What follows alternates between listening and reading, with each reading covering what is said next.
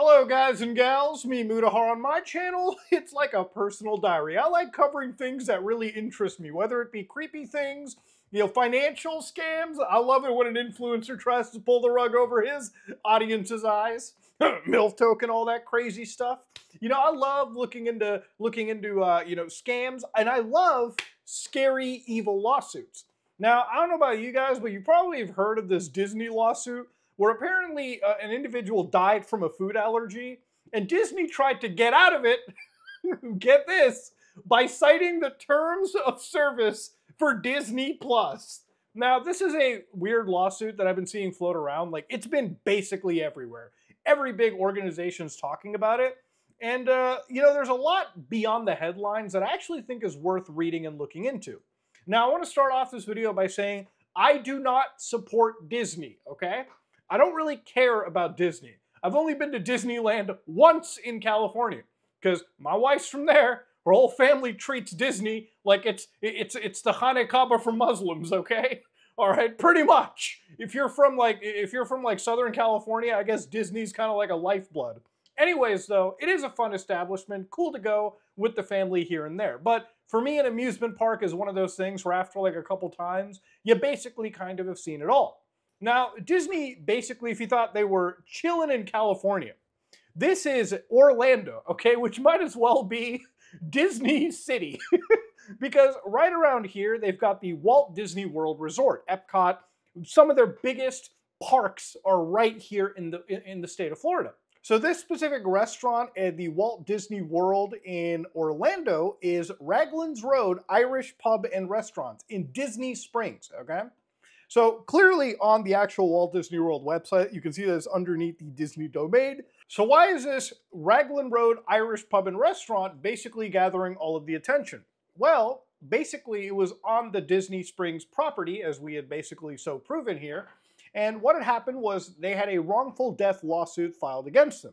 So Knokporn Tang Suan, all right, the widow of this 42-year-old doctor known as Jeffrey Piccolo, actually, basically, Jeffrey had suffered an allergic reaction, a fatal allergic reaction, by having nut and dairy in their food when they went to eat at this Raglan Road restaurant. Now, according to this lawsuit, and I'm sorry, I actually tried to pull up this lawsuit specifically, but it seems as if the Tiffany Moore, like Orange County clerk, is actually having issues pulling it out. Again, if I can actually pull up specific, receipts from that lawsuit, I'll probably do it in like post-production for the video. But generally, the idea was during this lawsuit, it was alleged that they were basically confirmed that the restaurant that they were going to, they had confirmed with the server, one of the actual members or the actual employees at this specific establishment, this restaurant, Raglan Road, had confirmed that, hey, listen, my husband's got a severe allergy to nut and dairy products. And the waiter in this situation guaranteed, allegedly, that the food was allergen-free. So around 45 minutes after they had their dinner, unfortunately, they detected, difficulty in breathing, and he had passed away due to anaphylaxis due to elevated levels of dairy and nut in the system.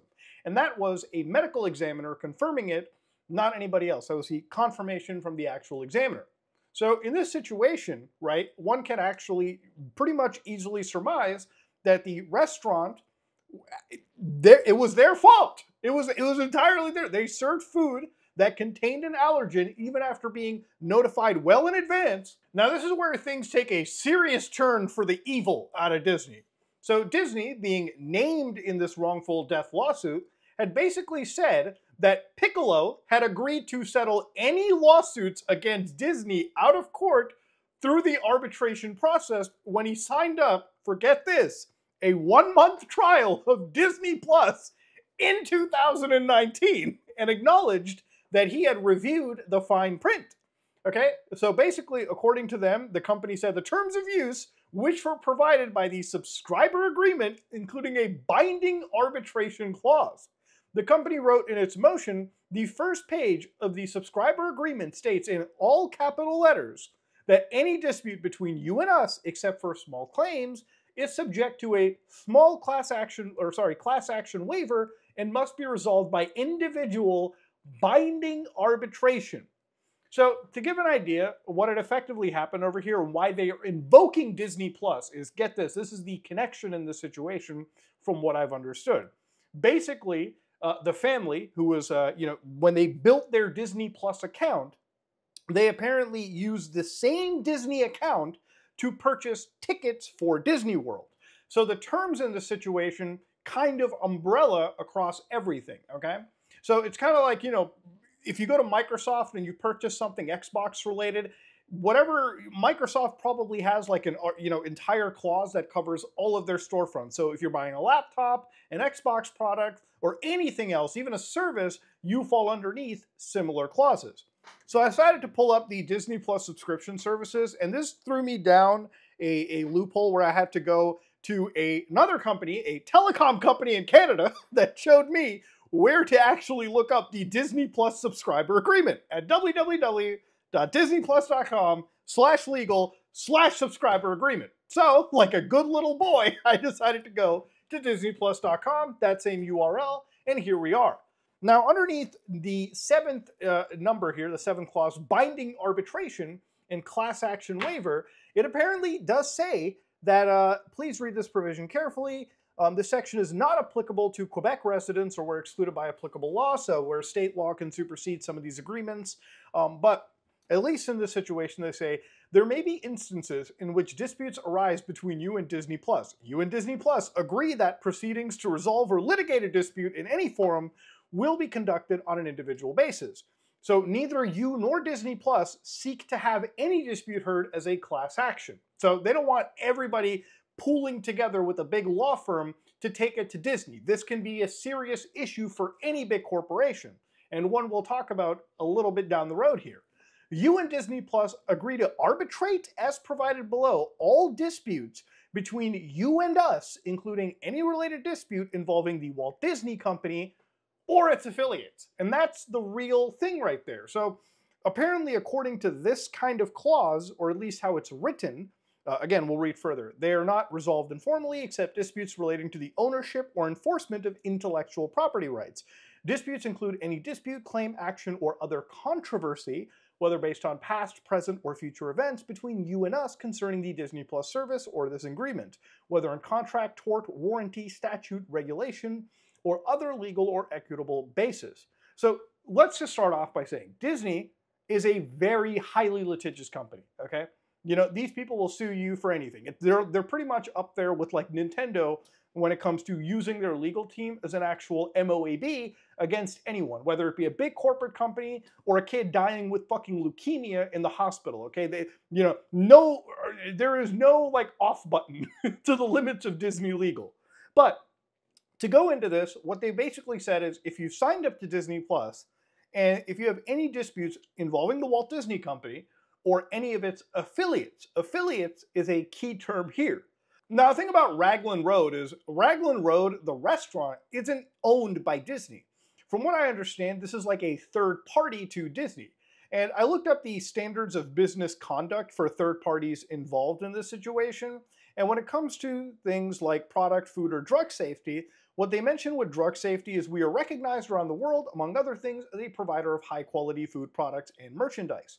We rely on you to preserve the reputation we've earned, comply with all of the applicable food and drug laws, and cooperate fully with all federal and state inspectors who come to our facilities. Make sure you and any employees of state-owned or state-controlled enterprises to gain an improper advantage or do something improper, violations can subject you and our company to severe penalties and damage our public reputation. However, in this situation, it seems more people are talking about Disney, obviously because of this Disney Plus thing, than they are Raglan Road. So yeah, while Disney doesn't own that restaurant, they are kind of like the landlord to the restaurant, like they're operating on your fucking land. So according to the people at Disney, what they've basically said was, listen, all of this, while they feel deeply saddened by the loss, they said the Irish pub is neither owned nor operated by the company. The company's stance in the litigation doesn't affect the plaintiff's claim against the eatery, it added. Which is important, right? Like if the lawsuit was actually towards the restaurant itself, it might be more valid, right? Disney wouldn't even bother stepping in. But if you sue Disney, then they're basically going to use everything they can legally against the entire company or against the people suing them just to see what sticks. Now, if you go to a court, and of course Disney is scheduled for like October the 2nd to have this heard, maybe this might actually hold up. Maybe it won't, because it's just too broad to cover stuff like this. So obviously something like food is probably something that Caleb is much more of an expert in discussing, but usually when it comes to restaurants like this, food is one of those things you have to really watch out for, right? Like a lot of people have allergies, right? And beyond like the most common allergies, people can have really, really weird allergies. So usually when you go to a restaurant or when you go ahead of time, you'll usually like call them up ahead and tell them, hey, I've got a serious allergy. Are you sure your food can be, provided relatively well? Or can your food be modified so that I don't have to worry about fucking dying if I eat at your restaurant? And generally, the staff over at a restaurant will either confirm with you or just tell you, hey, we're going to do the best we can, which really puts the risk in your court where you have to decide, is it worth doing so? Now, I decided to go to the actual Raglan Road restaurant menu. And one of the things is, during this lawsuit, which happened during this event, which happened around 2023, I used the Wayback Machine to go back to their menu around November 26, 2022. And, this might actually be more unfortunate for the family, but at the very bottom of the menu, and you'll find this usually in any menu you go to, about our allergy-friendly menu items, okay? So about the allergy-friendly stuff. Guests may consult with a chef or special diets trained cast member before placing an order. We use reasonable efforts in our sourcing, preparation, and handling procedure to avoid the introduction of the named allergens in allergy-friendly menu choices. While we take steps to prevent cross-contact, we do not separate allergy-friendly kitchens and are unable to guarantee that a menu item is completely free of allergens. Allergy-friendly offerings are reliant on supplier ingredient labels. We cannot guarantee the accuracy of the content of each food items. So basically, they've said that, yeah, there's allergy-free stuff, but eat at your own risk. We don't know. Because there's obviously, no company is ever going to jump and say, trust me, you won't catch an allergy. Something like food requires statements like this so you can have an understanding that you'll try your best, your very level best, obviously, but there's going to be situations where you can't 100% confirm if something is like fucking peanut free. So depending on how allergic you are to peanuts or a specific type of food like shellfish, you're probably never going to go to a fucking Red Lobster if you have a shellfish allergy, right? You're probably never going to, go and get a PB&J if you have a peanut allergy or something. Or you're not going to consume dairy if you have a dairy allergy. So in a very surprising turn of events in this situation, as I'm recording this, I decided to go to the Wayback Machine and VPN myself more to the United States, within the United States, and getting a URL that was more applicable from disneyworld.disney.go.com, which is the US designation. As you can see right here on their webpage, it's United States English. Last I was checking was on Canada. You can see that on September 20th, 2023, if you scroll all the way down into this like menu page, what's actually not really visible is that allergy information. So this might actually be a little bit more beneficial to the family during this lawsuit, I would imagine. Now, if you go to the actual URL right now, you can see that they added this disclaimer. Like, I'm pretty sure this is as close to debt to rights as you're probably going to be getting. So it's interesting how on the Canadian side, they had that, but when it came to the American side, it seemed to be pretty absent on this Wayback Machine archive. Now, I don't know if Disney includes stuff, like maybe they don't have to include it for like regulation's sake, because it's maybe in the state of Florida. It's kind of like when you have something in California, like everything over there has to basically say, yeah, you can get cancer from being in a parking enclosure, by the way, just be forewarned. I almost feel like if this is legit, like Jesus Christ, this is like very, very interestingly dead to rights. Now, when it comes to things like class actions and arbitration, one comparison that I have to something is the Sony OtherOS. So back in the day when the PlayStation 3 came out, one of the big releases, like you can watch a video of people from back then showcasing Linux running on a PlayStation 3. Now, this was advertised at the time as a feature on the PlayStation 3. So imagine out of nowhere when Sony found out, yeah, we're actually having hackers go out of their way to use this functionality to hack the PlayStation 3 and possibly run, pirated games or software on it. Well, they decided to update the PlayStation 3 and remove that specific feature from the device. Now, obviously, people weren't too proud of that, okay? If you're going to advertise a product to millions of people, you're probably going to want to jump in and make sure that you don't take that away, because some would consider that false and misleading. They would consider it false advertising, a breach of a contract you once signed. Now, if a company does not have an arbitration clause or like a class action waiver, people can bind together and sue the company, which is what they did. And obviously the people made like $3.02. I think it was like actually 13 bucks. But generally with class actions, I always find that the lawyers are the biggest winners, and never really the actual class action people. Usually this stuff is more for like making a company take a massive L and change and course correct versus everyone enriching themselves. The only people getting rich out of this are both legal parties, okay? That's pretty much how it works. But again, that's why Sony, or Disney in this case, has class action and, again, this arbitration clause, because they're trying to minimize as many people that can raise a stink against them. Now, I think it's fucked up and evil that a company as large as Disney has basically given this Raglan Road restaurant a lot of its branding. Like, if you go look up their menu, dog, it literally is in the Walt Disney World Company, okay?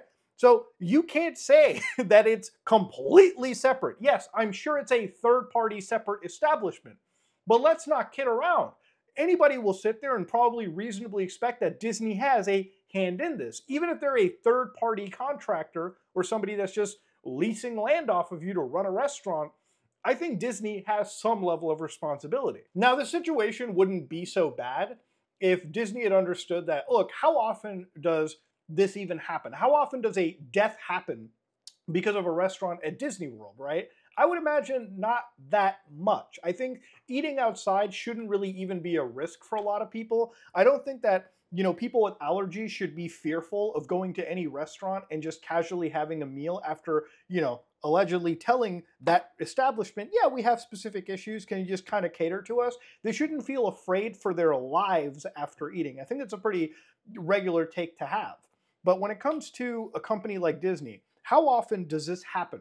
Where you have to start going, oh, we're getting sued, let's invoke this Disney Plus clause, which I would imagine probably wouldn't hold up too well over court. They're just throwing shit that sticks. But by doing it, they've invoked such a hit to their reputation, which obviously Disney can withstand it because they're one of the largest media companies in the world, but it looks terrible. Like, it looks really bad. And what they were asking for, this family, was $50,000. And look, I don't think you can put a price on human life, but when you are in a wrongful death, it might have been better for Disney to settle this privately, pay out a reasonable amount to this family, and basically punish this one establishment and tell them, listen, you got to get your fucking shit together. People can't be dying if you're allegedly promising that the food is actually allergen-free. If the family can produce that, this establishment definitely takes a massive hit. But Disney ultimately is taking the biggest L because of how they acted in this situation. Had Disney come out and privately solved this, or even privately notified the family that it's better to sue Raglan Road than it is to sue Disney, then it could obviously be a much better situation. But clearly, Disney's actions and them invoking the Disney Plus clause, which is so insane, because just because you go to a streaming service and make a Disney account, and yes, if you do purchase Disney World tickets from there, I don't think a arbitration clause in any agreement should be so potently strong legally ever that it could prevent you from something like this, which is totally separate from their streaming division. This is a wrongful death. And it's something that I think privately, if Disney was to solve and make this family whole, and again, you can never make a family whole if they've lost someone. That's just a matter of fact. But if they tried their reasonable best without going this route and turning into a big giant show for everyone, it would have been far better on the company. But now we're sitting in a situation where, can Disney basically force you out of any lawsuit? It seems with Disney Plus, that might be the case. Now, it would be interesting, if I had an allergy and God forbid I had something happen to me at a Disney restaurant. Dog, I never signed up with Disney Plus ever. I don't have any Disney accounts anywhere. Shit, my wife is the only one that's ever bought me tickets to Disneyland. So I'd wonder if this argument would hold up in court. They really threw everything that could stick. And ultimately, it's just a bad look. So yeah, ladies and gentlemen, if you like what you saw, please like, comment, and subscribe. Dislike if you dislike it. Moral of the story, Disney is an evil company. And you should try your level best to not support them, okay? Ever. I mean, there's not anything good on Disney Plus anyway, so it's a pretty easy boycott in my opinion. But yeah, I am out.